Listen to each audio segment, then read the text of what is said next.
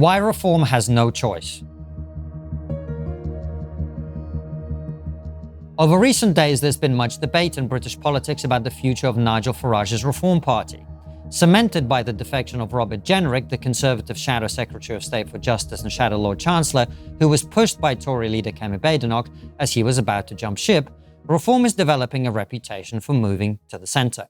Jenrick followed in the footsteps of a number of senior or formerly senior Conservatives, including Nadeem Zahawi, Nadine Dorries, Jake Berry, and others. As a curious aside, the last time I saw Jake Berry was on Question Time, when he challenged me on my criticism of net zero to explain that net zero is the solution, not the problem. We have to let go some of our obsessions like net zero and so on, and we will find out if the government's prepared to do that. OK. Man there in the glasses. Just to pick up on what Konstantin said, you are so wrong. We do not deliver a growing northern economy by turning our back on net zero. The north of England, this county, this region is a global leader in green technology. We deliver a better levelled up north of England by having green collar, highly paid, secure jobs for people who live in this region.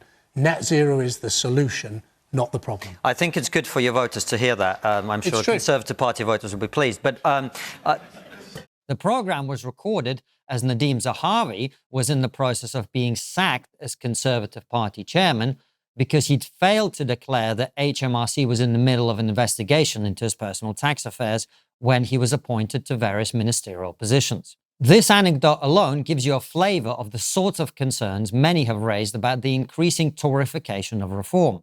Last night, it was confirmed that another MP, Andrew Rosendale, had defected to Reform, bringing the number of Reform MPs to 7, of whom more than half are now Tory defectors: Lee Anderson, Danny Kruger, Robert Jenrick and Andrew Rosendale himself.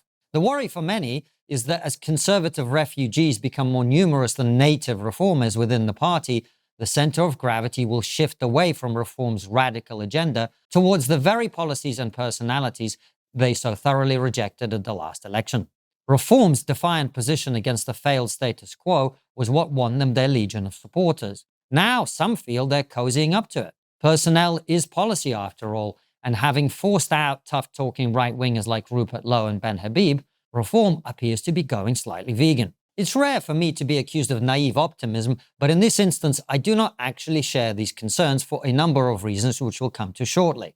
But first, and much more importantly, we have to recognise that Reform has no choice but to continue salvaging what they can from the rotting carcass of the Conservative Party. Why? Because Britain is not America.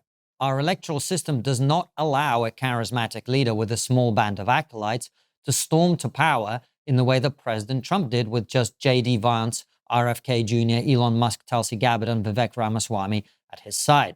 To become Prime Minister, Nigel Farage has to have 650 men and women stand as candidates in constituencies across the country, and more than half of them to actually be elected. Even now, when much of the public is fed up with the status quo and Keir Starmer enjoying the lowest favourability ratings in history, having a Reform rosette pinned on you will not guarantee victory in a specific constituency, especially to an unknown, politically inexperienced candidate. Once elected, that MP will be faced with the reality that standing as an MP is almost the exact opposite of being an MP. A political campaign is about making speeches, knocking on doors and selling yourself to the public. But once the sale is made, your constituents need you to solve their problems. Making witty comebacks on TV requires an entirely different skill set to filling potholes. And metaphorical potholes are no small matter, nor one to worry about once the election is in the bag. The only way Reform can succeed as a political project is to win the war of the next election and then win the peace by actually delivering both locally and nationally. Which brings us to the final reason why Reform has no choice. If elected, the biggest challenge they face is turning the sinking oil tanker that is Britain around. This will require an understanding of how the machinery of government works, something that can only come from experience of being in government. Many recent defectors are being described as Tory failures, and in a sense, this is fair and correct. The Tories failed. But what the public do not know is that the Tories failed despite many of their ministers being talented and brilliant people. This is not a joke, it's a tragedy.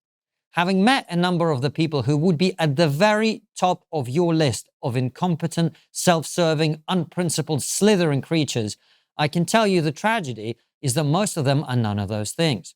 Many were good, capable people trying their best within a party that had lost its way, dealing with an openly rebellious civil service and operating within the suffocating straitjacket of powerful Blairite legislation which curbed their ability to actually govern the country. Put simply, you need Tory failures to avoid reform failing in the same way. This was, of course, what President Trump and his team learned from his first term in office. They spent 4 years trying to do things and being obstructed at every turn. It was only on his triumphant return to office that the Trump administration has been able to actually implement their agenda. This explains part of my lack of acute concern about this trend within reform. This was always going to happen. Indeed, by the time of the next election, I expect the entire Tory right to have switched to reform, with up to 60 reform candidates being current Conservative MPs. But the other reason for my optimism is that ultimately the direction of a political party is set at the top. Nigel Farage, his immensely impressive great Cardinal James Orr, and the rest of the leadership cadre are no wets.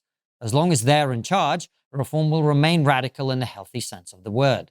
They're not extremists, which is a strength, not a weakness. The very online world rewards the hotness of one's takes, but electoral politics in Britain rewards a strong, clear-eyed focus on the silent majority who are tired of economic stagnation, illegal immigration, rising crime, and crumbling infrastructure. The public are angry and they are frustrated, but they aren't extremists, nor will they tolerate extremism. For every vote won by posting unworkable demands on Twitter, there are 5 to be lost in the country at large. Many activists and commentators feel that the next election is the last opportunity to turn things around. I agree. However, urgency requires more pragmatism, not less.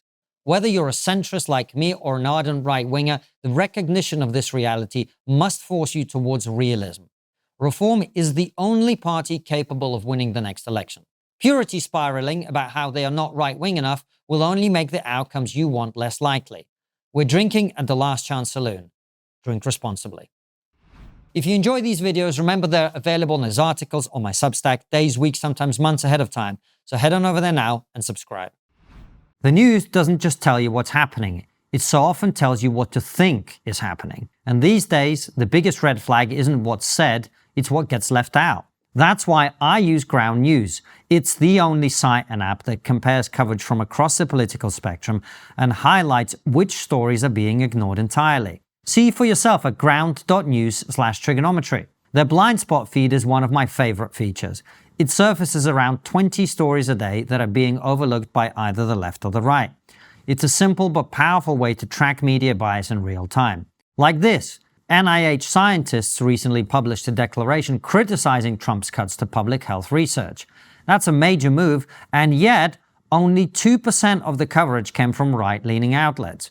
A new study found that 2024 saw the most armed conflicts globally since 1946, a staggering statistics.